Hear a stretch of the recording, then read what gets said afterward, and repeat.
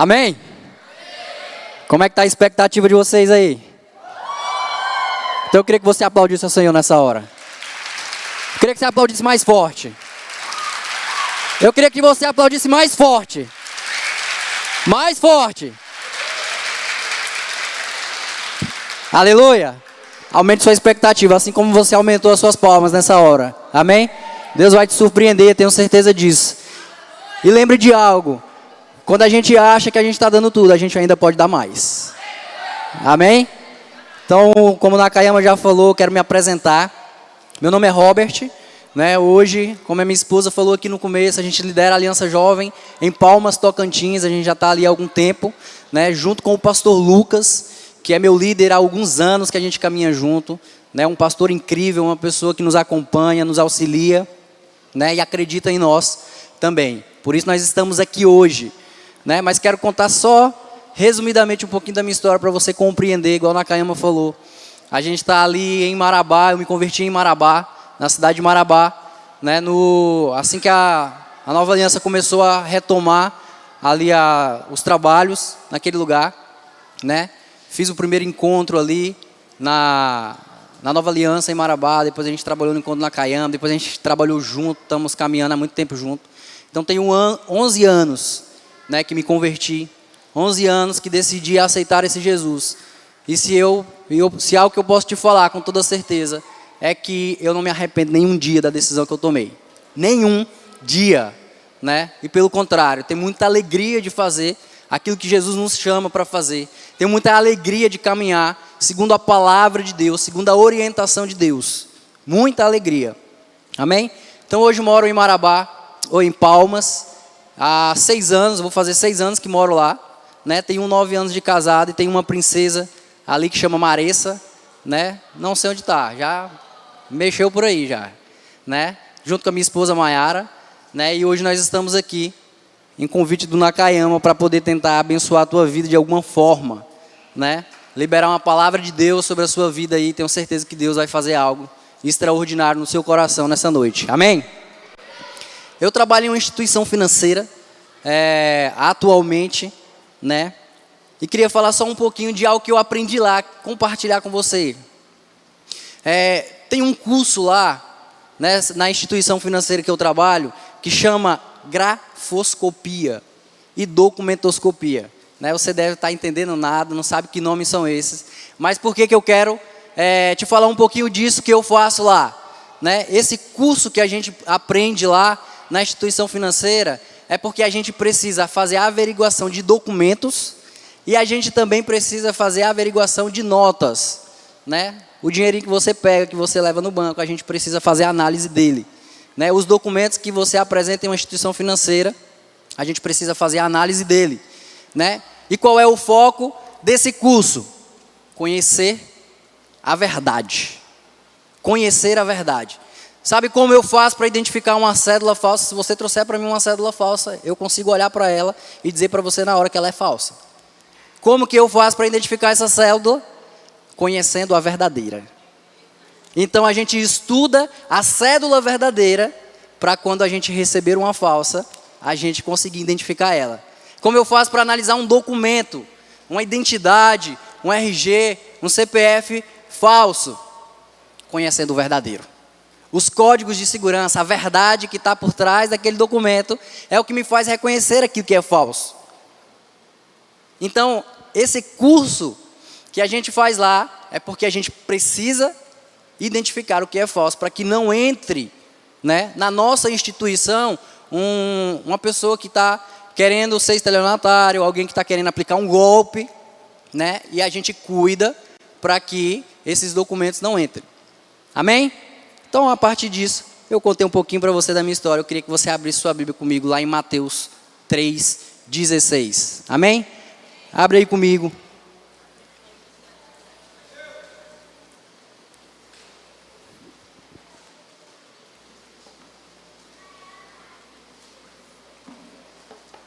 Mateus 3:16. Já está aparecendo para você aí também no telão, mas se você tiver sua Bíblia, abra comigo. Amém? Encontraram aí? Mateus 3,16 vai dizer assim: Assim que Jesus foi batizado, saiu da água. Naquele momento os céus se abriram e ele viu o Espírito de Deus descendo como pomba e pousando sobre ele. 17.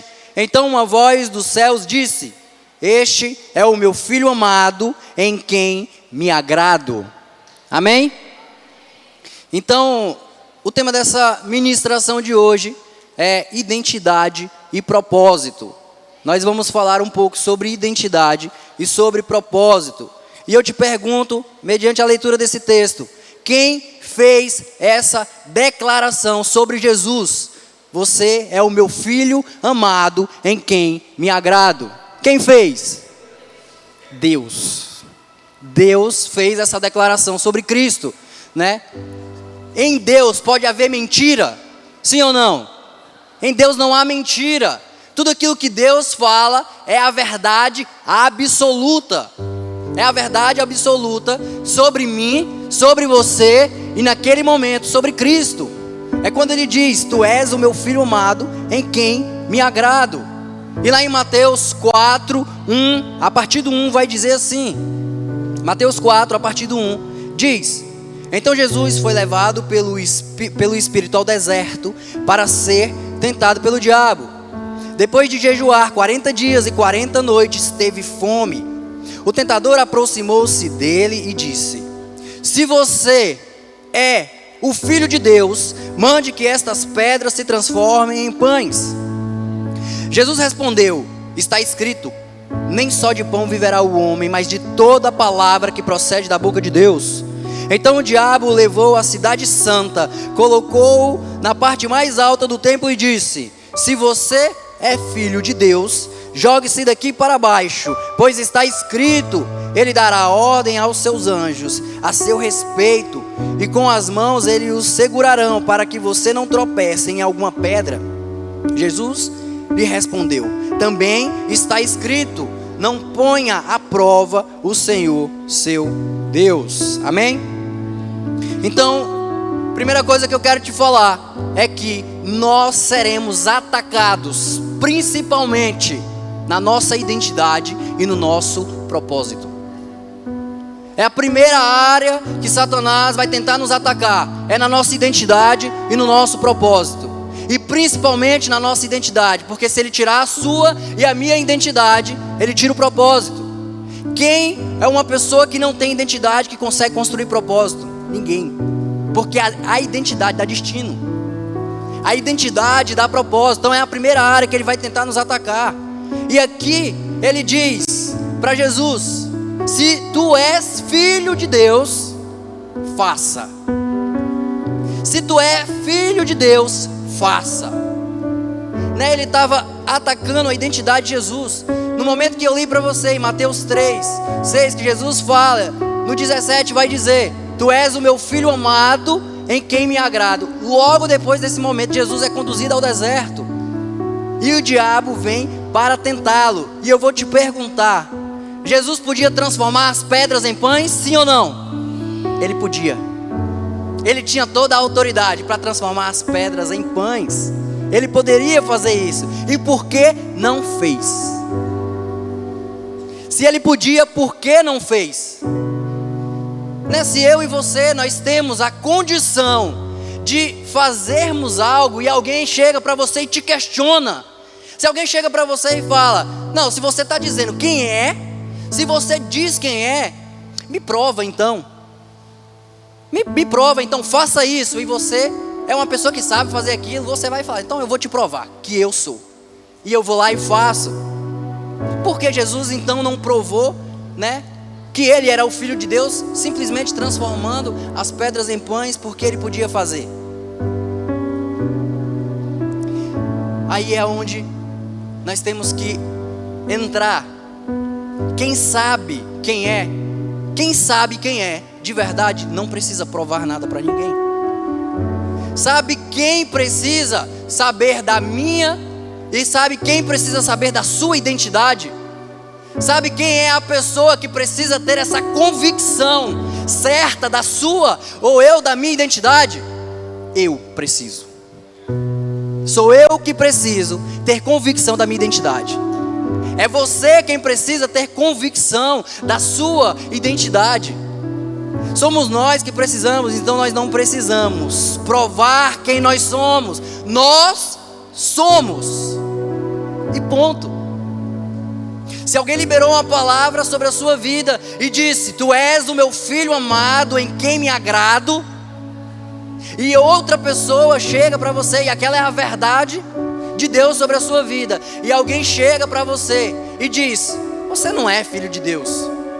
Quando o mundo questiona quem é você e qual é a sua identidade, e fala: você não é filho de Deus, quem precisa ter convicção da sua identidade? A pessoa que te questionou ou você? Porque a partir do momento que ela te questiona e você acredita no questionamento, é porque você não tem tanta convicção assim. Quando você fala assim: ouvi que era, e agora eu estou caminhando. Eu sou o filho de Deus, eu sou. E aí você chega com alguém e fala assim: você é mesmo? Aí gera um ponto de interrogação na minha e na sua cabeça. E a gente fica se perguntando: será que sou mesmo? Precisamos ter convicção. Precisamos ter convicção. Sabe o que me faz diferenciar uma cédula da outra? A verdade. A cédula falsa para a cédula verdadeira, a única diferença entre uma e outra é a verdade.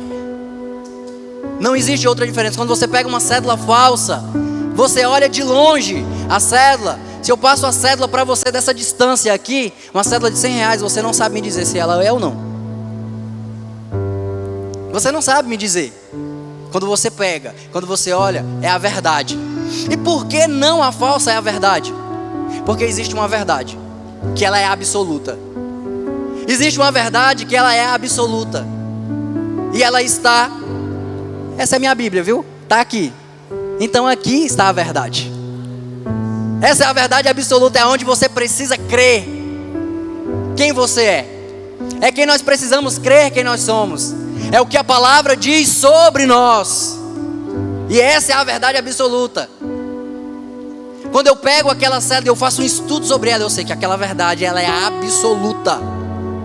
E quando eu pego uma falsa, ninguém pode me dizer: opa, você está com 2 cédulas, você está dizendo que essa é verdadeira. Como você sabe? Porque eu estudei sobre isso. Essa é a verdade absoluta e essa nota é falsa. E essa nota é falsa. Então a verdade absoluta é essa: tu és o meu filho amado, em quem me agrado. Ninguém pode dizer ao contrário disso. Ou pode dizer, tentando te atacar ou atacar a minha identidade. Só que nós não podemos acreditar. Só que o grande problema, às vezes, de alguns de nós ou muitos de nós, é que nós estamos ouvindo, nós estamos preferindo acreditar, não nas verdades ou as declarações de verdade sobre a nossa vida, mas às vezes nós estamos preferindo acreditar nas falsas declarações. Muitas vezes nós temos uma crise eterna de identidade, porque nós estamos dando ouvido para as falsas declarações. Nós estamos indo buscar a nossa identidade, aonde não existe uma verdade absoluta, aonde a verdade ela é relativa. Aonde a verdade é relativa, deixa eu te falar, toda a verdade que o mundo nos apresenta, ela é relativa. Não existe verdade absoluta que o mundo possa nos apresentar, ela sempre vai ser relativa. Você está me compreendendo? Tudo aquilo que o mundo vai colocar sobre mim e sobre você, hoje pode ser uma verdade que amanhã pode não ser. Só que nós estamos às vezes preferindo ouvir. Como, Robert? Como? O seu Instagram, a sua escola, as pessoas que às vezes você tem, que você se relaciona. Às vezes ela não tem o mesmo conhecimento que você tem da palavra de Deus, e ela está dizendo quem você é e você está acreditando nisso. Às vezes as pessoas estão apontando para mim, colocando estereotipos em mim, dizendo quem eu sou, e eu estou acreditando nessas coisas. Né? Hoje não existe mais nem gênero. Hoje os gêneros estão acabando, porque o mundo está dizendo que não existe. Porque o mundo está dizendo que não existe. Os gêneros estão acabando. Porque as verdades que o mundo coloca são relativas, elas não são absolutas. Mas a Bíblia me diz que existe um gênero. E esse gênero é homem e mulher. Não é nisso que eu vou falar, estou falando só sobre identidade para você entender. Mas a Bíblia me diz: homem e mulher os criou. Existe alguma coisa além disso na palavra de Deus? Se você já leu alguma coisa além disso, nós cancelamos o culto agora e nós vamos todos embora. Porque não existe. Isso é um ataque à nossa identidade. Não só isso, mas como Satanás fez. Se tu és filho de Deus, você duvida disso? Você duvida disso? Porque a Bíblia diz assim, que ele veio como o primogênito. A Bíblia diz que Jesus ele veio e ele era o primogênito do Pai. Mas a partir do momento que ele morre, a Bíblia diz que ele era o unigênito do Pai. Mas a partir do momento que ele morre, ele se torna o primogênito. Por quê? Porque você se tornou filho. Se você se tornou filho, e quando Jesus diz, quando Deus fala, tu és o meu filho amado, de quem me agrado, e agora você se torna filho também, será que você também não é um filho amado, em quem Deus se agrada? Essa é a verdade. Essa é a verdade que nós precisamos crer. Essa é a verdade que nós precisamos saber. Então, nós precisamos simplesmente combater as vozes de mentira sobre a nossa vida. Nós precisamos combater toda voz de mentira que vem sobre mim e sobre você. Tudo aquilo que vem para te gerar crise, tudo aquilo que vem para tirar a sua paz, ou aquilo que você aprendeu. Nakayama acabou de falar aqui que teve um encontro. Você aprendeu verdade sobre aquele encontro, porque aquilo que a gente ministra, nesses altares, tudo aquilo que a gente ministra nos altares das igrejas, da Nova Aliança, é baseado naquilo que Deus nos instruiu para falar. Então aquilo que você aprendeu no encontro é uma verdade, baseado na Bíblia, baseado na palavra de Deus. Aquilo é a verdade. Aquilo que você aprendeu na primeira ministração, em Peniel, quando você aprendeu, aquilo que você aprendeu em libertação, aquilo que você aprendeu em cura, em cruz, em nova vida, tudo aquilo que você aprendeu naquele lugar são verdades sobre mim e sobre você. Você não pode simplesmente agora sair daquele lugar e começar novamente a ter a sua rotina e começar a duvidar daquilo que você aprendeu, porque essa é a estratégia. 11 anos que me converti, e nesses 11 anos tenho trabalhado em vários encontros, e não vejo nada de diferente quando nós voltamos do encontro. Em que sentido, Robert? A pessoa volta do encontro, no terceiro dia ela vai falar para você assim: cara, foi o melhor tempo que eu vivi, foram os melhores 3 dias que eu vivi. Aí as pessoas chegam para você, principalmente os homens, quando eu trabalho ali, chega no final do encontro e fala: a gente pode ficar um pouco mais? Aí eu falei: não pode, a chácara é cara. A chácara tá cara, a gente não pode ficar um pouco mais, e eu tenho que trabalhar amanhã também. E aí a gente faz um pós-encontro na terça-feira. O nosso lá a gente faz na terça. Aí quando é na terça-feira, ele teve a segunda, na sua rotina normal, e quando chega na terça-feira, ele diz assim: cara do céu, esse pós-encontro aqui, o que vocês falaram no pós-encontro, é exatamente o que eu estou vivendo. Porque a gente vai falar como o inimigo ataca, como ele age, e todos os pós-encontros são iguais. As pessoas chegam dizendo como Satanás atacou, porque ele não muda a forma, porque ele não tem estratégia. É aquilo e pronto, ele vai tentar atacar a identidade daquelas pessoas. Ele vai tentar falar: não, tudo aquilo que você aprendeu no encontro é mentira. Tudo que você aprendeu naquele lugar é mentira. Eles tentaram colocar coisas na sua cabeça. Foram homens que ministraram para você. A Bíblia foram homens que construíram, não é Deus. Isso não existe. As pessoas que estão ao seu redor vão começar a dizer: que negócio de crente, que negócio é isso, não muda a vida de ninguém. O pastor quer roubar o seu dinheiro. É assim ou não é? É desse jeito. Querendo atacar aquilo que foi construído dentro de nós com as verdades de Deus. O pastor vai roubar o seu dinheiro. O pastor quer te manipular. É dessa forma que o inimigo ataca. Só que nós precisamos calar as vozes de mentira na nossa vida. Sabe por quê? Porque agora você conheceu a verdade. A partir do momento que você conhece a verdade, você começa a identificar o que é mentira. Agora você não precisa mais aceitar. Você não precisa mais ter uma identidade ferida. Você não precisa ter uma identidade distorcida. Você não precisa aceitar mais essas coisas, porque você está conhecendo a verdade e você começa a rejeitar as mentiras. E você fala, eu não sou isso que você está falando. E eu também não preciso te provar quem eu sou. Ah, o pastor vai tomar o seu dinheiro. Eu não me preocupo com o que você está pensando. Eu sei a experiência que eu tive com Deus. Eu sei quem são as vozes de autoridade sobre a minha vida. Ah, a Bíblia é uma mentira. Você sabe que eu já acreditei nisso? Quando eu me converti, eu era extremamente incrédulo. Extremamente incrédulo. Caía um aqui no chão, aqui, eu já falava, rapaz, esse cabo acho que está endemoniado. Eu já pensava logo essas coisas. Porque eu era muito incrédulo em relação a essas coisas. Muito incrédulo em relação a isso. E na minha cabeça vinha constantemente ataques dizendo assim, a Bíblia foi homens que construiu. A Bíblia foram homens que construiu? Sim. Foram homens que escreveram, mas a Bíblia vai dizer que foram inspirados pelo Espírito Santo.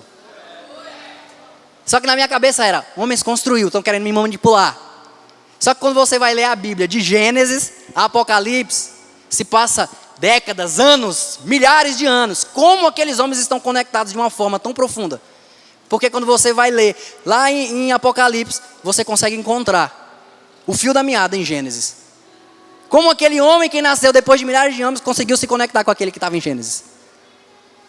Se a união, né, da construção da Bíblia ainda não tinha sido feita, o canon não tinha sido feito.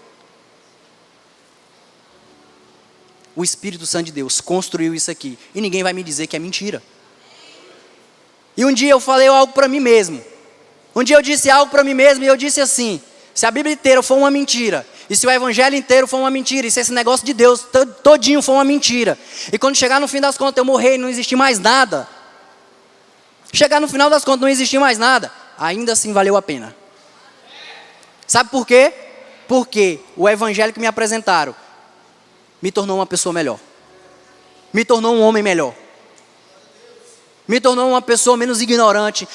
Me tornou uma pessoa menos arrogante. Me tornou um homem menos preconceituoso. Me tornou um homem, né, um bom pai, um bom marido. Se tudo isso ainda for mentira, eu falei para mim mesmo, ainda assim valeu a pena, porque eu me tornei um ser humano melhor. Mas não é. Não é. Depois de tudo isso, existe algo muito mais profundo, existe algo muito maior, que é a glória eterna de Deus, é viver a glória eterna com o Pai. Eu sei que existe, mas a nossa identidade vai continuar sendo atacada nessas coisas, né? Então, nós precisamos parar de ouvir essas vozes de mentira, mas nós precisamos começar a ouvir as vozes de autoridade sobre a nossa vida. E deixa eu te falar quem é as vozes de autoridade na sua vida. As vozes de autoridade na sua vida é as pessoas que você escolheu para ouvir. As pessoas que você escolheu para ouvir são as vozes de autoridade na sua vida e na minha vida.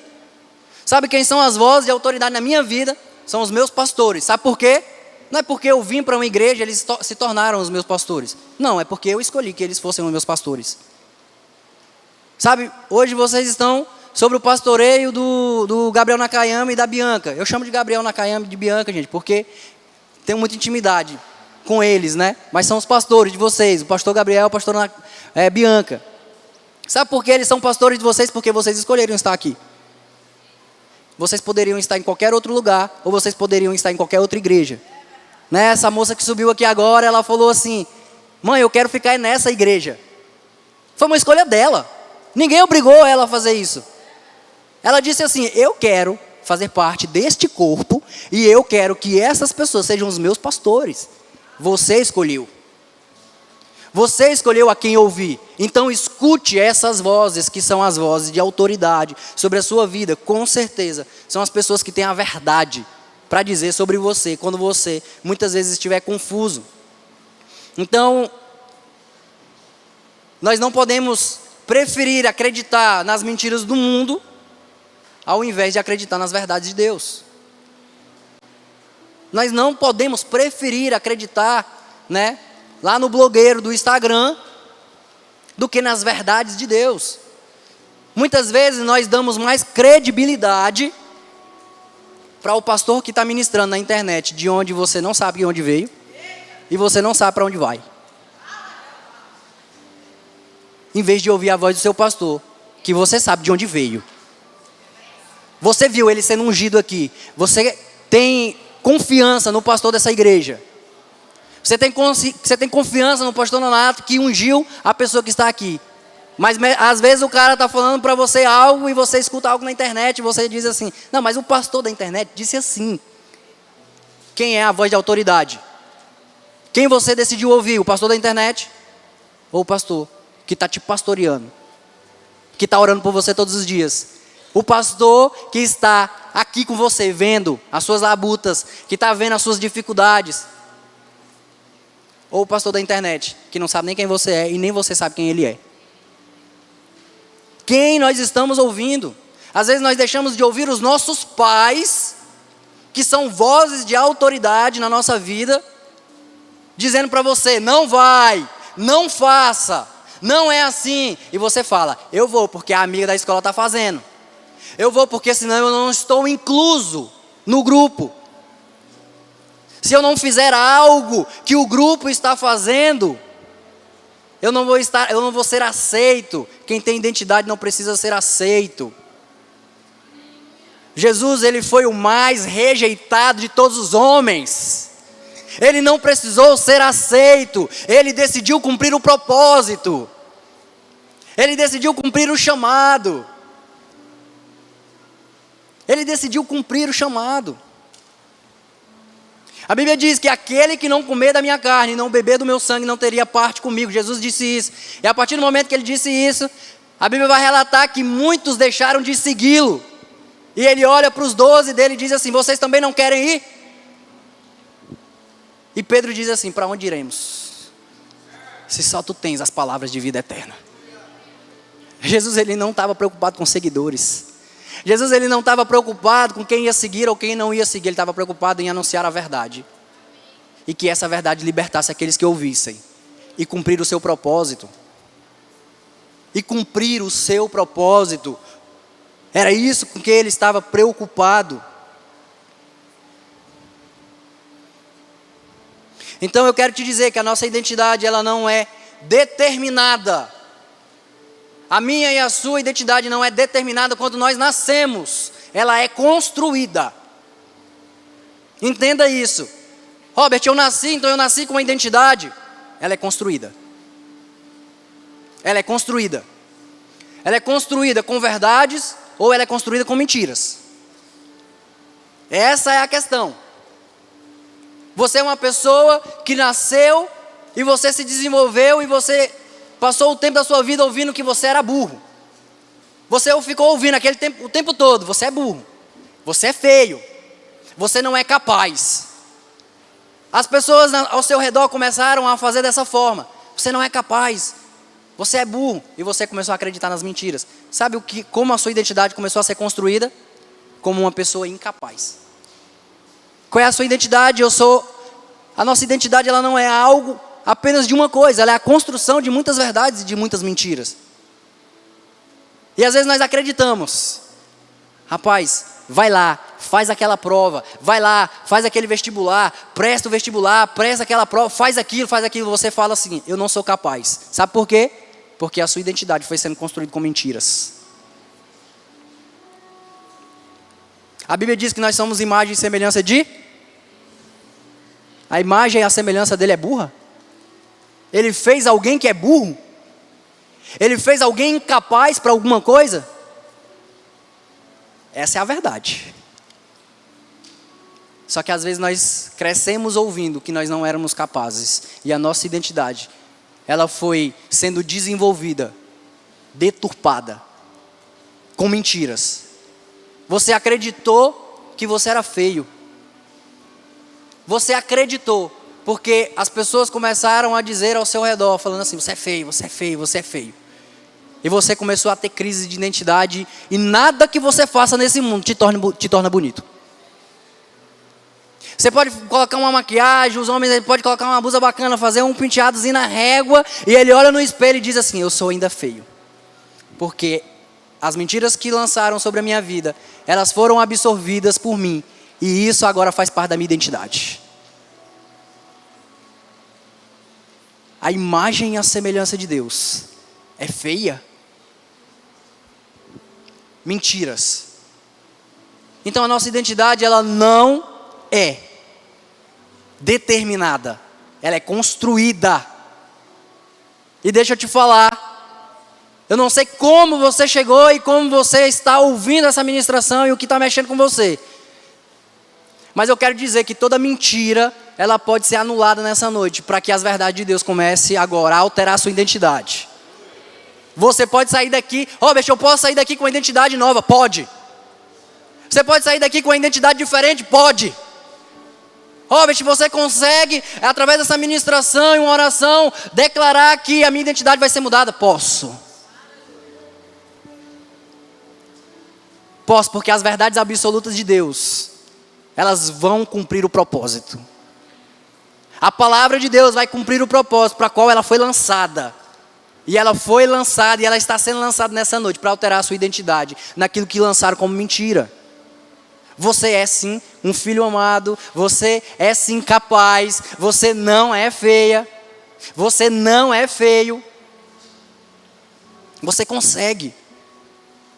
Robert, eu não consigo permanecer no Evangelho. Robert, eu não consigo ler a Bíblia. Robert, eu não consigo ter um momento devocional. Você consegue.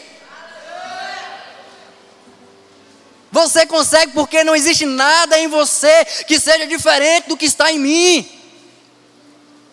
Se um dia eu acreditei que conseguiria, e eu consigo, e eu leio a minha palavra, e eu estudo a minha Bíblia, eu tenho tempo com meu Deus, e eu sou capaz de fazer aquilo que eu me desafio a fazer, por que você não? Você consegue. Agora o problema é que você está acreditando nas mentiras que se desenvolveu. Decida hoje sair daqui e anular todas as mentiras. Decida hoje sair daqui e cancelar todas as vozes de mentira. Decida hoje parar de ouvir quem não é voz de autoridade na sua vida. Quem não é? Se você fez escolhas erradas de quem é autoridade sobre a sua vida, desfaça hoje. Sabe quem eu escolho para me pastorear? Um pastor que fale da verdade. Sabe por quê? Eu tenho 11 anos que me converti e esses 11 anos eu estou nesse ministério. Eu me converti aqui nessa igreja, eu decidi caminhar nessa igreja há 11 anos. Eu não pensei em sair e nem penso em sair. Sabe por quê? Porque os pastores que me pastoreiam são pastores que pregam a verdade. Como você sabe, Robert? Da mesma forma que eu tive um curso para conhecer a verdade sobre aquela cédula, eu estudo essa palavra para saber se o meu pastor está falando a verdade. Nós somos homens, nós somos falhos. Aqueles que sobem nesse lugar são homens e falhos, como qualquer um de nós. Por isso que nós precisamos conhecer a verdade, para mim saber até onde aqueles que me conduzem estão me conduzindo na verdade. Quando eu vejo meu pastor ministrando, eu falo, está falando a verdade. Quando ele fala a verdade de Deus, eu digo, aleluia. Quando ele fala, ele proclama uma verdade da palavra de Deus, eu digo amém. Sabe o que quer dizer amém? Eu concordo. Eu concordo. Eu levanto a minha voz, eu digo amém, eu digo aleluia. Sabe por quê? Porque aquilo que ele está ministrando, eu também estou estudando, eu também estou conhecendo a verdade. No dia que o meu pastor disser algo sobre mim ou sobre a igreja que não está de acordo com essa palavra, meus olhos vão virar assim, ó. E eu vou falar, não sei. Ou você acha que pastor não cai? Homens caem. O que precisa permanecer é você, sou eu. Quem precisamos permanecer somos nós, mas ore pelos seus pastores. Ore pelos seus pastores. Se você é atacado, eles são atacados muito mais. Se você feriu o pastor, as ovelhas vão desbandar, as ovelhas vão espalhar.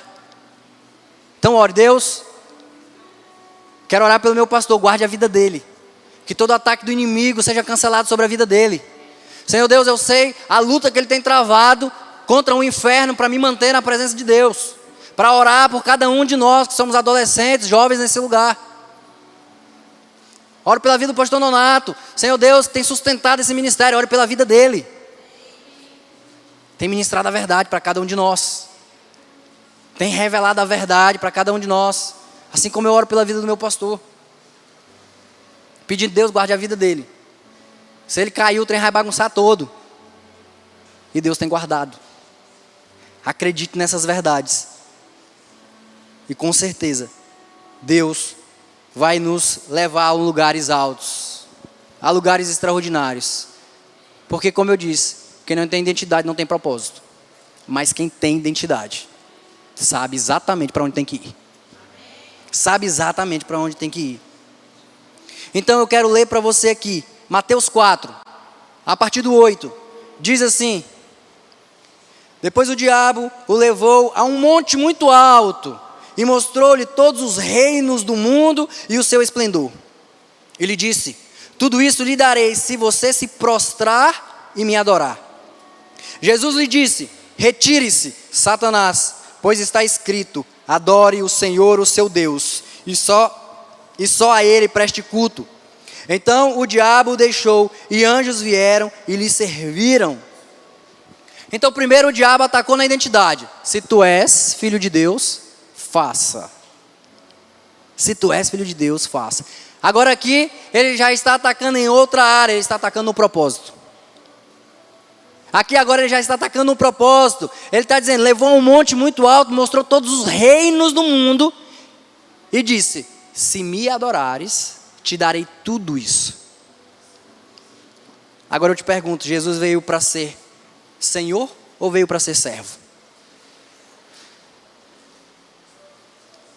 Jesus veio para servir, para ser servido ou para servir? Quando o diabo ele promete a Jesus, dizendo assim: te darei todos os reinos deste mundo, ele está dizendo: quero te fazer rei sobre todas as nações. Quero te fazer rei sobre todas as nações. Deixa eu te falar, o destino de Jesus é ser rei. Ele é rei. Ele veio como servo, mas hoje ele é Senhor. Amém? A Bíblia diz que lá na coxa dele está escrito: Rei dos Reis. Ele já é Senhor. Mas quando ele veio, ele não veio para ser Senhor naquele momento. Ele veio para ser servo. Ele veio para ser servo. Está lá em Marcos 10:45. Que diz: o Filho do Homem não veio para ser servido, mas veio para servir e dar a sua vida por resgate de muitos. E o diabo estava prometendo outra coisa.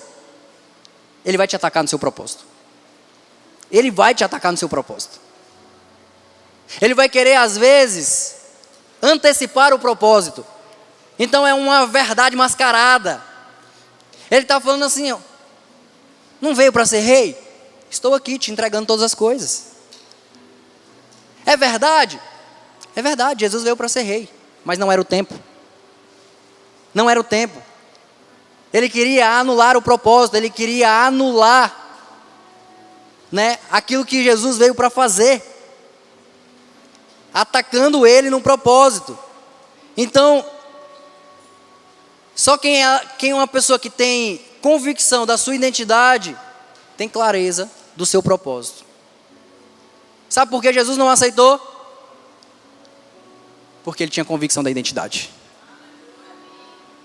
Mais uma vez, eu não preciso provar quem eu sou. Eu sou. Eu não preciso provar quem eu sou. Eu sou. Ele tinha clareza do propósito. Então, ele tinha clareza da identidade. Então, ele também tinha clareza do propósito. E por ter clareza do propósito, Jesus dava direção. Só quem tem clareza da sua identidade vai conseguir cumprir o seu propósito. E só quem vai conseguir cumprir o seu propósito, ele vai dar direção para outras pessoas. Sabe por que você tem pessoas aqui, às vezes, direcionando a sua vida? Porque tem clareza do propósito. Tem clareza da identidade. Então ele está dando direção. Está dando direção quando você senta para um aconselhamento. Né? Você tem o seu líder, você tem o seu pastor, e você senta para um aconselhamento, ele te escuta. E baseado em toda a verdade que ele já conhece, ele te dá direção. Ele te dá direção. Eu estava conversando com o Nakayama. Às vezes a gente escuta muitas pessoas dizendo assim: rapaz, eu caí no pecado de pornografia, né, na área sexual, né? E a gente vai falar, a gente vai identificar por que aquela pessoa está caindo constantemente naquela área. E uma das coisas que eu acredito que todo discipulador, todo líder vai perguntar é: como é que está a sua vida com Deus? Está lendo? Assim, de vez em quando, né? Eu pego para ler, leio um capítulo, aí dá uma canseira, eu durmo na Bíblia. Você está tendo tempo com Deus? Mas às vezes acho tão chato. Aí a pessoa vai falar, vai te dar direção. Ela vai falar assim: pois comece a ler a Bíblia, comece a ter tempo com Deus, e você pode ter certeza que você vai começar a vencer essas coisas. Porque a nossa luta não é contra o pecado. A nossa luta é para nos mantermos na presença de Deus. Porque só a presença de Deus pode remover todo o pecado. Então a nossa luta, pare de lutar contra o pecado. Pare de lutar contra aquilo que gera em você um desejo na área sexual que quer te derrubar. A gente fala sobre essa área porque é uma área que às vezes nós caímos muito. Então pare de começar a direcionar o seu foco para resolver esse problema. Comece a falar assim: eu quero me relacionar com Jesus. Porque a partir do momento que você começar a se relacionar com Ele, você vai entender que existe algo melhor do que pecar. Existe algo melhor do que pecar. Eu acho que eu tenho um pouquinho de tempo só para te dizer. Quando eu me converti, eu não me converti porque eu estava muito mal, a minha vida estava destruída, né? E eu fui para um encontro como em um resgate, ou eu fui, né, para uma igreja como em um resgate. Primeiro que eu não me converti dentro de uma igreja, eu me converti dentro do meu quarto. E eu estava vivendo para mim a melhor fase da minha vida. E a melhor fase da minha vida era fazer o que eu desejava, o que eu queria. Ficar com quantas mulheres eu quisesse, ir para as festas que eu quisesse, beber da forma que eu queria, fazer tudo que eu desejava, tudo que a minha alma desejava fazer, tudo que a minha carne desejava fazer, eu tinha vontade de fazer.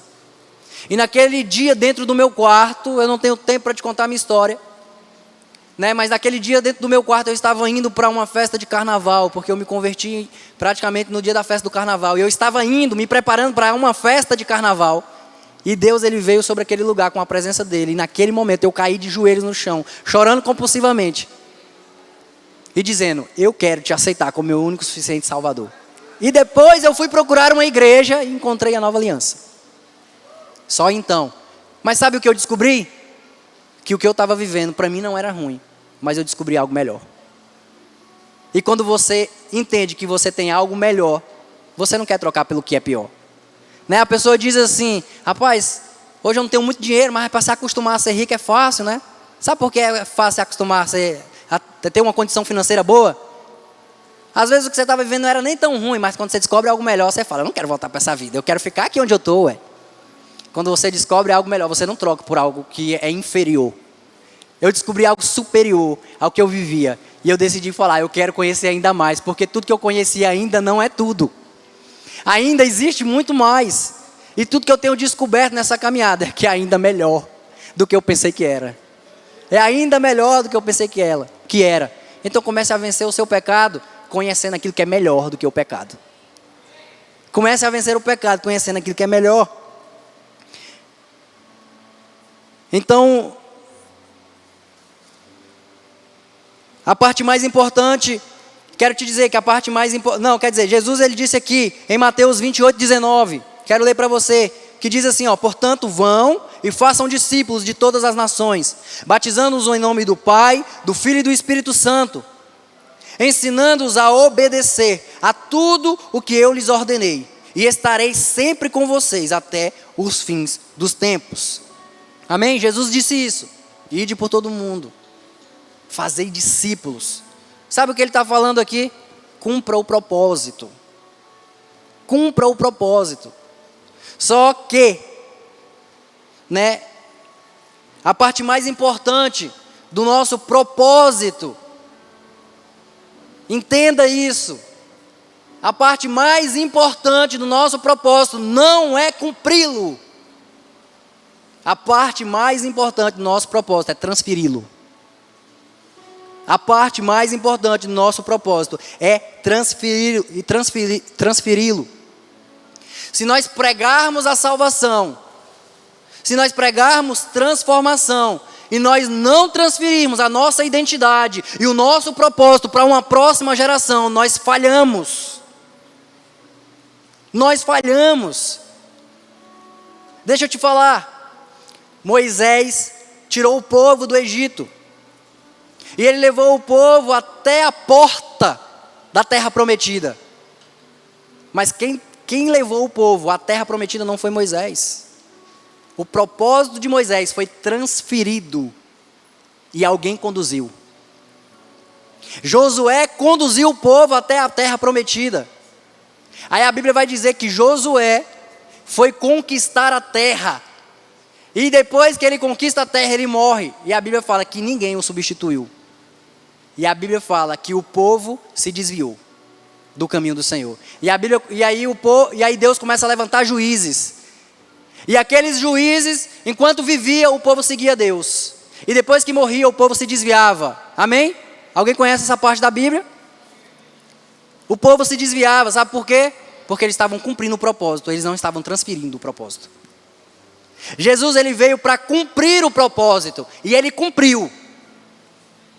Mas ele também transferiu o propósito dele. Ele transferiu o propósito dele, né? Eu vou te perguntar, Jesus, ele viveu quantos anos? 33 anos. Começou seu ministério com 30. Teve 3 anos de ministério. 3 anos ele estava cumprindo o propósito dele ali. Abertamente cumprindo o propósito dele. Jesus, ele estava pregando o evangelho há mais de 2000 anos atrás. Você está ouvindo o evangelho de Jesus até hoje, sim ou não? Sabe por quê? Porque o propósito está sendo transferido. Se nós só cumprimos o propósito, nós falhamos na nossa missão. Nós precisamos transferir a identidade que Jesus tem gerado em nós. E nós precisamos transferir o propósito para alguém. Por isso que Jesus está falando, ide por todo mundo e fazei discípulos. Sabe o que é fazer discípulos? Transferir aquilo que você tem. Fazer discípulos não é você dizer que tem um líder, ou o líder achar que tem discípulos. Eu posso hoje perguntar aqui quem é líder nesse lugar, e ele vai falar, quantos discípulos você tem? E ele fala, não, eu tenho hoje na minha célula, tem 10 pessoas. Né? Você transferiu o propósito para quantos? Nenhum, então você não tem nenhum discípulo. Se você não transferiu a sua identidade e o seu propósito para outra pessoa, você não tem discípulo nenhum. Robert, eu tenho 10 pessoas, estão transferindo para um, então você tem um discípulo. Porque discípulo é aqueles que nós formamos. Discípulo não é quando a gente chega e fala, eu estou pecando, então faz isso. Isso não é discipulado. Isso a gente está apagando incêndio, a gente está ensinando a pessoa a viver em santidade. Mas quando você ensina a ela parecer com Jesus, isso é. Quando você ensina a ela parecer com Cristo e anunciar o Evangelho, isso é fazer discipulado, isso é fazer discípulos. Porque foi isso que Jesus falou, ide pelo mundo inteiro e fazei discípulos. Ele estava dizendo, ide por todo mundo, ensinai as pessoas a não pecarem, ide por todo mundo. É parte do nosso ofício como liderança, como líderes, é parte. Porque ninguém também vai ter uma identidade sarada, ninguém vai ter um propósito se estiver em pecado o tempo todo. Porque o pecado, ele tira isso da gente. É o começo de tudo. Mas se nós só paramos nisso, não, o meu discípulo, ele parou de pecar. Né? Ele parou de pecar. Mas e a identidade dele? Está formada? Ele tem consciência da missão? Ele tem consciência do propósito? Se ele ainda não tem consciência, não acabou o discipulado. Continue. Continue. Porque você ainda precisa formar mais discípulos. Precisa formar mais discípulos. E eu não falo só para vocês, mas para mim também. Sabe por que essas cadeiras estão vazias? Sabe por que as cadeiras ainda estão vazias? Só porque as cadeiras da minha igreja ainda estão vazias? Porque nem eu e nem você ainda conseguimos transferir o propósito e a identidade que nós temos ainda, para que outros completem essas cadeiras. Quantos habitantes tem Imperatriz?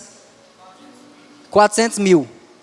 Nós somos quantos aqui nesse lugar? Nós não representamos nem 1 ou 0,5% dessa porcentagem. É lógico que tem outras igrejas aqui. Mas nós somos quantos em Imperatriz que representamos isso? A identidade e o propósito precisam continuar sendo transferidos. O evangelho precisa continuar sendo pregado. E sabe quem vai pregar ele? Quem? Aquele ali que gritou. Eu. Sabe quem vai pregar? Eu. Sabe quem vai pregar? Você. A partir do momento que você tem uma identidade e um propósito definido. Deixa eu te falar, eu quero me desenvolver no meu trabalho, igual eu te falei, eu estudo, eu trabalho em uma instituição, eu quero crescer lá dentro. Eu quero crescer lá dentro, eu quero ser um pai melhor, eu quero ter uma vida financeira melhor. Mas lá em Mateus, se eu não me engano, 6:33 vai dizer assim, ó, buscar em primeiro lugar o reino de Deus e a sua justiça, e todas as outras coisas vos serão acrescentadas.